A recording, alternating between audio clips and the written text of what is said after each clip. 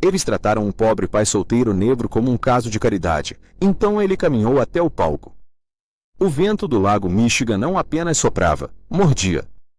Ele carregava o spray gelado da água através da Lake Shore Drive, cortando as camadas de lã e poliéster que Marcus usava como armadura. Ele ficou embaixo do plexiglass trincado do abrigo de ônibus, seu corpo curvado em uma forma de C protetora em torno de seu filho de 7 anos, Léo.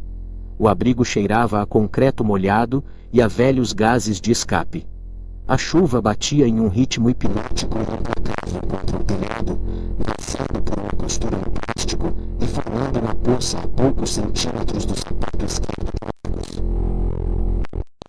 Nós estamos frios, sussurrou. Sua voz pequena, abafada pela chuva de Marcos envergonhada 3 vezes em torno do pescoço.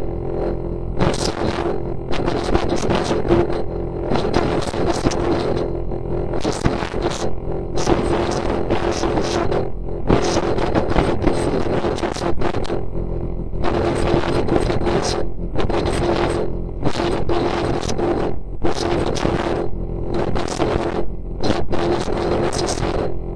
Marcos olhou para seus sapatos, pretos, polidos até o brilho fluente de ouvido mais cedo naquele tarde em sua pequena cozinha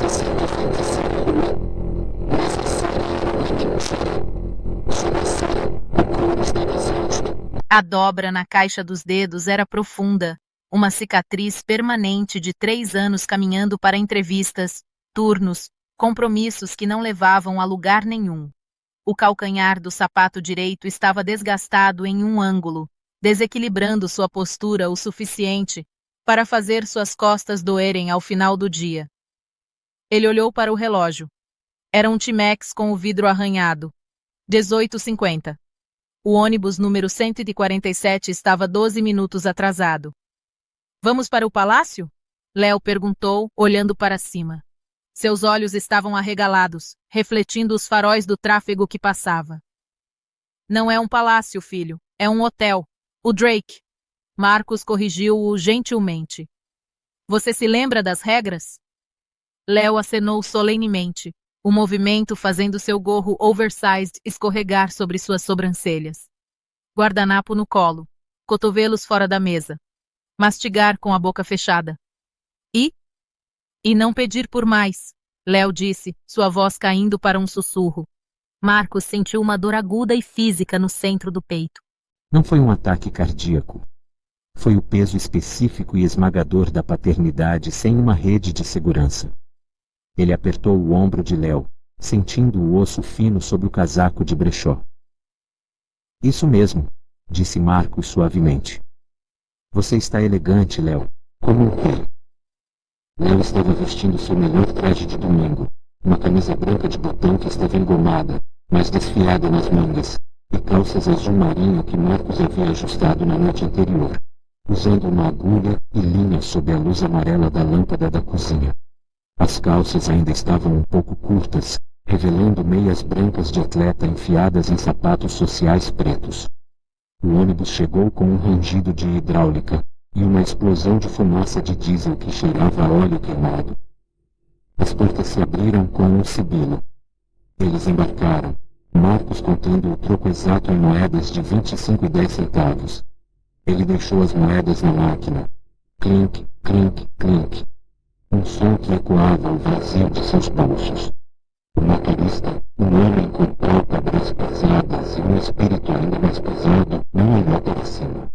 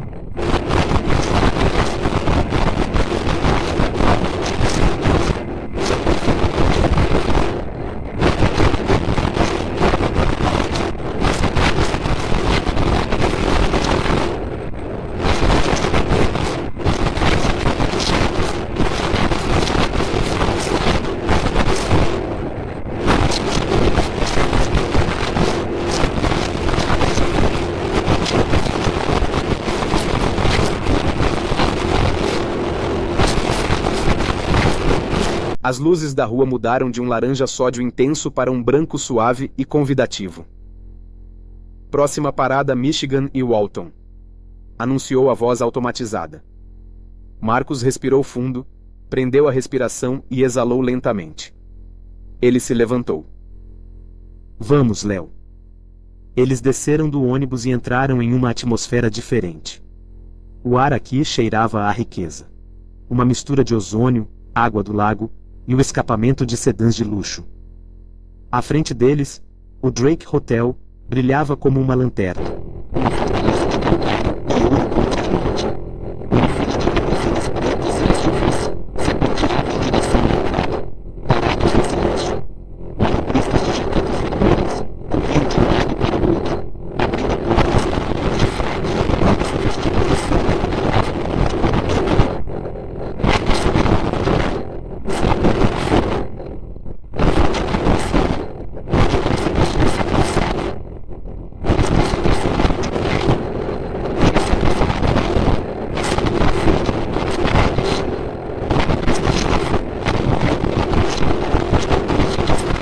Ele estava examinando a entrada da garagem, gritando ordens em um fone de ouvido.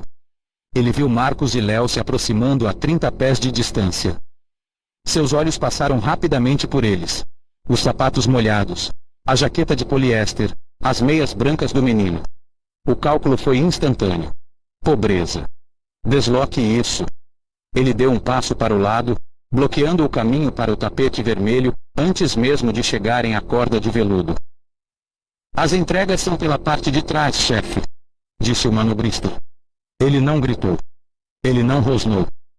Ele disse isso com um desprezo cansado e ensaiado, como se estivesse espantando uma mosca. A entrada da cozinha é pelo cais de carga. Você não pode passar por aqui. Marcos parou. O vento pegou a borda de sua jaqueta, revelando o forro desgastado. Ele não olhou para o rosto do manobrista. Olhou para as mãos do homem, que estavam levantadas em um gentil movimento de pare. Não estou aqui para uma entrega, disse Marcos. Sua voz estava baixa, mal audível sobre o zumbido do motor de um Bentley. O manobrista suspirou, uma pequena nuvem de respiração branca no ar frio. Senhor, por favor. Temos um evento privado esta noite. O gala da fundação. Não posso ter pessoas vagando perto da entrada. Isso incomoda os convidados. Marcos não discutiu. Ele não explicou. Ele simplesmente enfiou a mão no bolso da jaqueta e retirou o envelope grosso, de cor creme, com a impressão em dourado. Ele o estendeu. O manobrista hesitou. Ele olhou para o envelope e depois para a gola desgastada de Marcos. Ele o pegou com 2 dedos, como se fosse algo contagioso. Ele abriu a aba e puxou o cartão pesado. Ele leu o nome. Marcus Thorne. Ele hesitou. Olhou para sua prancheta, virando uma página violentamente. Ele passou o dedo pela lista de nomes, procurando um erro. Thorne, murmurou o manobrista. Ele parou. Seu dedo pairou sobre a lista. Ele olhou para cima, sua expressão mudando de desprezo para confusão. Ah, sim, os convidados de alcance comunitário. Ele devolveu o convite. Não se desculpou. Não sorriu. Certo, pode entrar. O guarda-volumes está à esquerda. Tente ficar ao lado. Ele desamarrou a corda de veludo, criando uma abertura apenas larga o suficiente para que eles passassem em fila indiana. Obrigado, disse Marcos. Ele guiou Léo pela abertura. Enquanto subiam as escadas cobertas de carpete, Marcos podia sentir os olhos do manobrista em suas costas, ardendo com a pergunta que os seguiria a noite toda. Quem os deixou entrar? A sala Gold Coast era uma caverna de luz e barulho. Lustres do tamanho de pequenos carros pendiam do teto, gotejando cristais. As mesas estavam postas com toalhas brancas tão brilhantes que pareciam vibrar. Um quarteto de cordas tocava no canto, a música flutuando sobre o rugido monótono de 300 conversas ricas. Marcos entrou na sala, e por um segundo, a imensidão dela o atingiu. O cheiro de azeite de trufa, vinho caro e dinheiro antigo pairava no ar. Ele manteve Léo perto de sua perna. Eles se moveram pela multidão como fantasmas. Ninguém fez contato visual convidados, CEOs, políticos, socialites, se afastaram inconscientemente para deixá-los passar, seus olhos deslizando sobre Marcos como se ele fosse parte da equipe de serviço. Era um tipo específico de invisibilidade. Não era que eles não o vissem, era que escolhiam não registrá-lo. Ele era uma anomalia no conjunto de dados, algo a ser ignorado até que desaparecesse. Marcos vasculhou a sala em busca do número da mesa deles. As mesas da frente estavam ocupadas pelas vozes mais altas, os doadores Platinum, os membros do conselho, as pessoas que riam com a cabeça jogada para trás. Mesa 44. Sussurrou Marcos. Eles a encontraram no canto mais distante, perto das portas de serviço que balançavam. Cada vez que um garçom abria a porta, uma explosão de vapor, o cheiro de detergente para louças e o barulho de panelas se espalhavam. Era uma mesa para os outros. Um pastor local estava sentado lá, parecendo desconfortável em um terno cinza. Uma estudante com bolsa de estudos da universidade estava do outro lado, checando seu telefone nervosamente, fingindo estar ocupada. Marcos puxou uma cadeira para Léo. Sente-se. Léo sentou, seus pés balançando 6 polegadas acima do chão. Ele olhou para a mesa. Os 3 garfos, as 2 colheres, os copos de cristal que capturavam a luz. Posso beber a água? Léo perguntou, observando a condensação no cálice. Sim, disse Marcos. Ele se sentou ao lado do filho. Manteve o paletó abotoado. Um garçom apareceu. Seu crachá dizia Helena. Ela era uma mulher mais velha, seu rosto marcado pelo cansaço, fios de cabelo grisalho escapando do coque. Ela carregava uma bandeja pesada de aperitivos, seus braços se esforçando sob o peso. Ela colocou a bandeja em um suporte e começou a servir a mesa 44. Quando chegou a vez de Marcos, ela hesitou. Olhou para suas mãos, descansando dobradas sobre a mesa. Mãos ásperas, calejadas de anos de trabalho, com unhas curtas e limpas. Ela olhou para Léo, que estava encarando a comida com uma fome inegável. Ela colocou um prato de bolinhos de caranguejo na frente de Léo. Então ela enfiou a mão no bolso do avental e puxou 2 pães extras embrulhados em um guardanapo. Ela os colocou no prato lateral de Léo, protegendo o movimento do gerente de piso com seu corpo. Para um menino que está crescendo, ela sussurrou, sua voz áspera de bondade. Marcos olhou para cima. Seus olhos encontraram os dela. Havia um lampejo de reconhecimento ali. Não de nomes, mas de luta. Obrigado, ele disse. Rendem-se, ela murmurou, despejando água no copo de Marcos. É uma longa noite. Ela seguiu em frente, desaparecendo de volta na fumaça da cozinha. Na mesa diretamente à sua frente, estava um grupo que parecia sugar o oxigênio da sala. No centro estava Julian Sterling. Marcos conhecia o rosto. Todos em Chicago conheciam o rosto. Sterling era um desenvolvedor imobiliário, cujo nome estava estampado em metade dos arranha-céus do Loop. Ele era um homem grande, com o rosto vermelho e barulhento. Sterling estava comandando a mesa, contando uma história que envolvia um iate e um senador. Sua mesa estava rindo, um som agudo e quebradiço que ecoava nos altos tetos. Marcos focou em Léo. Coma seu pão, filho. Devagar. O primeiro prato chegou. Uma salada de beterraba assada com queijo de cabra. Léo cutucou-a com desconfiança. São apenas vegetais, Marcos disse suavemente. Experimente. Sterling se virou em sua cadeira. Ele evidentemente havia terminado sua história e agora estava observando a sala, procurando uma nova audiência ou uma distração. Seus olhos pousaram na mesa 44. Ele piscou. Ele apertou os olhos levemente, como se tentasse focar a imagem. Ele viu a jaqueta de poliéster. Ele viu a criança com o guardanapo enfiado no colarinho. Ele viu a proximidade da cozinha. Sterling se recostou, colocando um braço sobre sua cadeira. Ele segurava um copo de uísque âmbar na outra mão. Está gostando da salada? Sterling chamou. O barulho nas mesas próximas diminuiu. As pessoas se viraram. Elas sentiram um momento. Marcos olhou para cima, seu rosto impassível. Sim, está muito fresco. Bom, disse Sterling. Ele sorriu, mas o sorriso não chegou aos seus olhos. Era um sorriso de tolerância divertida, como se sorri para um animal em performance. Sou Julian Sterling, vice-presidente da fundação. Marcus Thorne, disse Marcos. Ele não ofereceu a mão. Permanecia sentado. Thorne, repetiu Sterling, testando o nome. Certo. Você está com a iniciativa comunitária? Os vizinhos?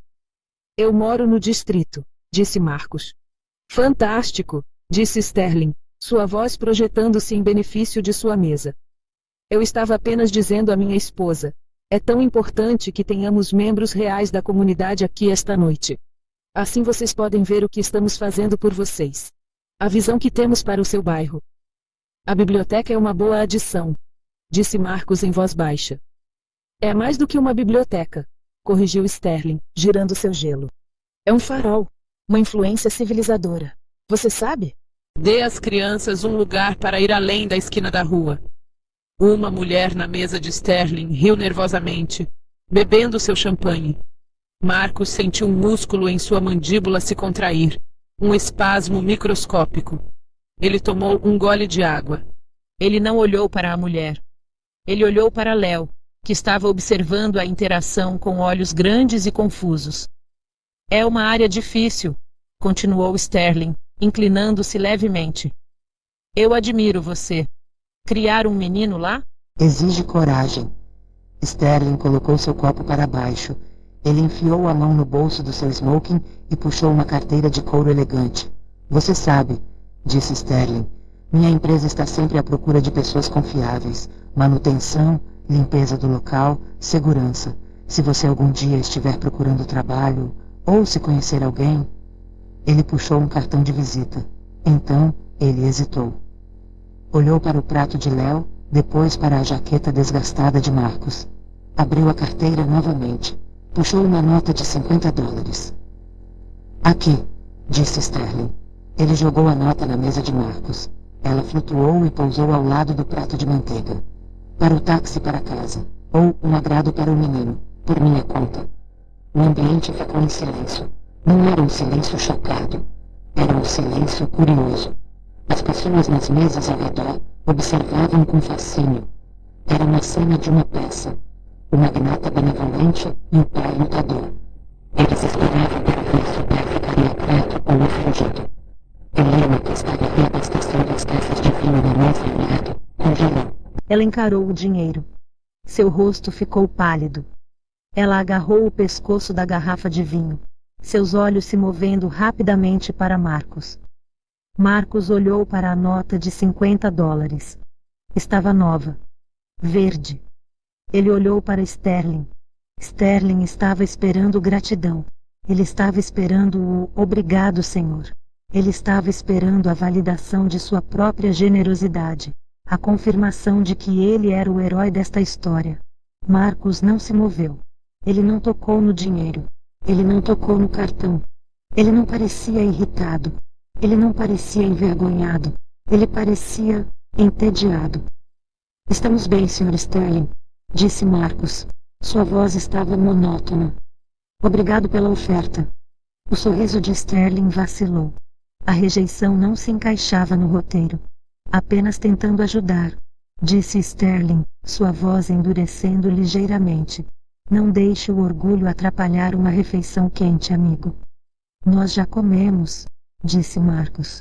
Sterling o encarou por um segundo a mais, tentando encontrar uma brecha na armadura. Não encontrando ninguém, ele zombou, um som curto e desdenhoso, e voltou para sua mesa.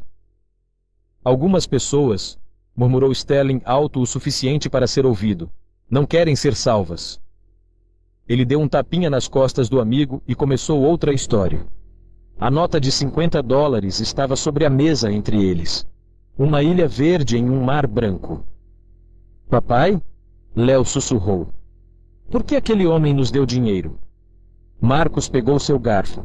Coma sua salada, Léo. Está esquentando. O jantar se arrastou. Discursos foram feitos. Aplausos foram dados. O prato principal, filé mignon com redução de trufas, foi servido e retirado. Durante tudo isso, Marcos ficou em silêncio. Ele falou apenas com Léo. Observou a sala com a observação desapegada de um cientista, observando bactérias em uma placa de Petri. Ele viu as alianças, os sorrisos falsos, o tédio disfarçado de interesse. Finalmente, as luzes se apagaram. A sala silenciou. O mestre de cerimônias caminhou até o pódio no palco principal. Senhoras e senhores, o MC pregou. Esta noite é uma noite histórica. O centro de aprendizagem do Southside está oficialmente aberto. Aplausos educados ecoaram pela sala. Falamos muito sobre o edifício, continuou o MC. Mas falamos pouco sobre o construtor. O doador principal deste projeto permaneceu anônimo por 3 anos. Ele recusou todas as entrevistas. Ele recusou todos os elogios. Uma onda de intriga percorreu a sala escura. Ele insistiu que o trabalho deveria falar por si só. Mas esta noite, ele gentilmente concordou em aceitar a chave da cidade, com uma condição: que não o tratemos como um doador, mas como um vizinho. Sterling sussurrou para sua esposa. Provavelmente, algum garoto da tecnologia da costa oeste. Ou talvez aquele gerente de fundo de hedge de Nova York que está tentando limpar sua imagem. Por favor, recebam, disse o MC gesticulando para as escadas vazias. O arquiteto e benfeitor, Sr. Marcus Thorne. O nome pairou no ar. Por um momento, nada aconteceu. O holofote varreu a primeira fila, procurando um smoking, procurando uma celebridade.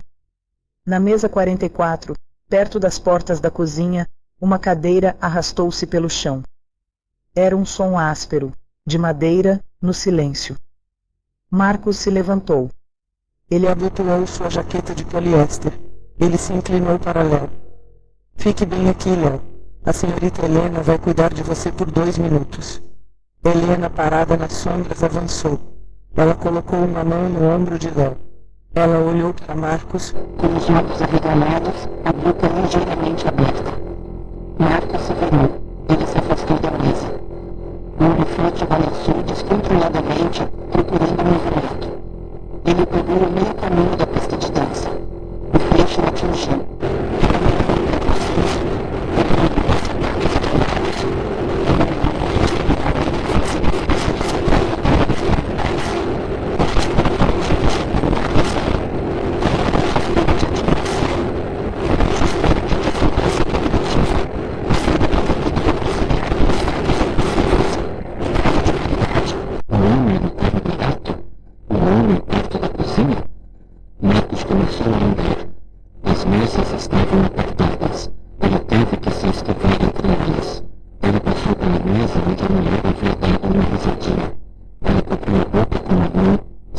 Se movendo de Marcos para o palco.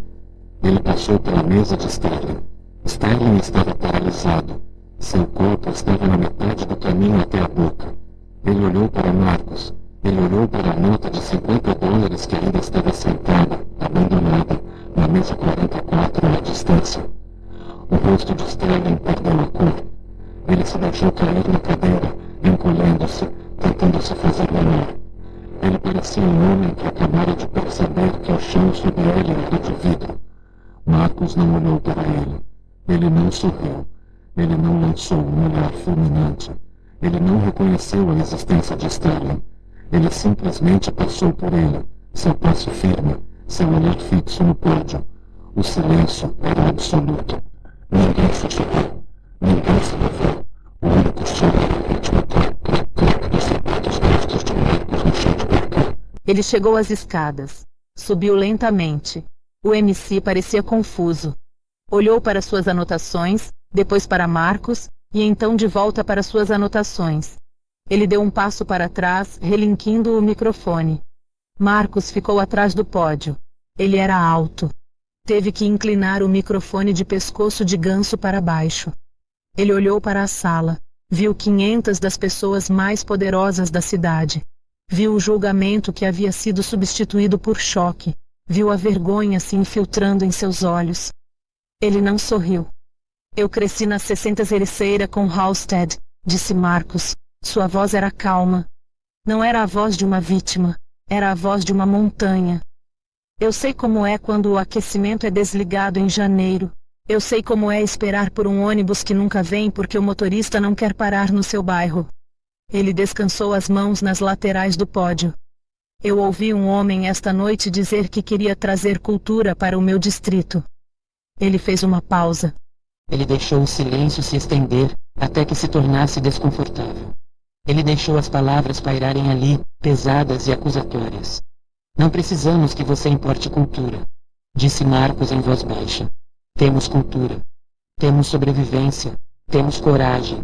O que precisamos é de dignidade. Ele olhou para Léo, que o observava do fundo da sala, radiante. Precisamos de um lugar onde o telhado não vaze.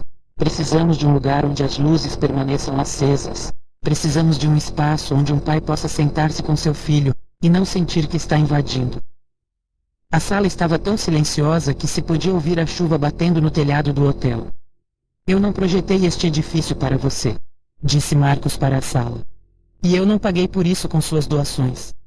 Ele olhou diretamente para Sterling agora. Eu paguei por isso eu mesmo. Cada tijolo, cada viga. Para que nenhum pai tenha que explicar ao seu filho por que ele não é bem-vindo. Ele enfiou a mão no bolso e puxou o convite.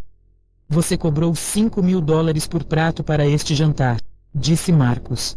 Eu sugiro que você use isso para consertar os abrigos de ônibus na State Street. Ele colocou o convite no pódio. Você pode ficar com a chave da cidade, ele disse. Eu tenho minhas próprias chaves. Ele deu um passo para trás. Ele não esperou. Ele não acenou.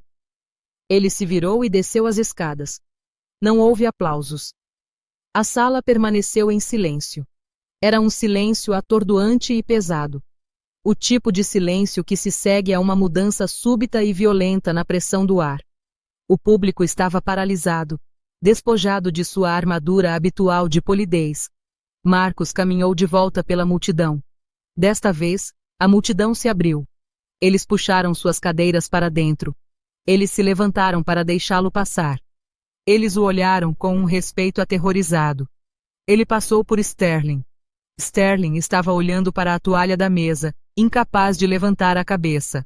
Marcus chegou à mesa 44. Pronto, Léo? Sim, papai. Marcus pegou Léo no colo. Ele se virou para Helena. Ela estava enxugando os olhos com a ponta de seu avental.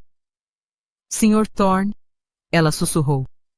Eu não sabia. Marcus enfiou a mão no bolso. Ele puxou um pequeno cartão simples. Tinha um número de telefone e um nome. Nada mais. Ligue para este número amanhã. Marcus disse suavemente. Precisamos de boas pessoas. Ele pressionou o cartão na mão dela. Helena acenou com a cabeça, segurando o cartão contra o peito como se fosse uma tábua de salvação. Marcus se virou e caminhou em direção à saída. O capitão do manobrista o viu se aproximar e se apressou para abrir as portas duplas, fazendo uma reverência baixa, seu rosto pálido. Sr. Thorne, posso trazer seu carro? Posso chamar um motorista? Não precisa, disse Marcus. Ele saiu para a noite. A chuva tinha parado. O ar estava frio e limpo. Ele ajustou Léo em seus braços, sentindo o peso sólido e quente de seu filho. Ele não olhou para trás para as luzes douradas do hotel. Ele não olhou para trás para a sala cheia de pessoas que ainda estavam sentadas em silêncio, incapazes de aplaudir, incapazes de falar. Marcus caminhou em direção ao ponto de ônibus. De volta à mesa 44, a nota de $50 permanecia sobre a toalha de mesa branca. Sozinha. Esquecida. Não valia nada.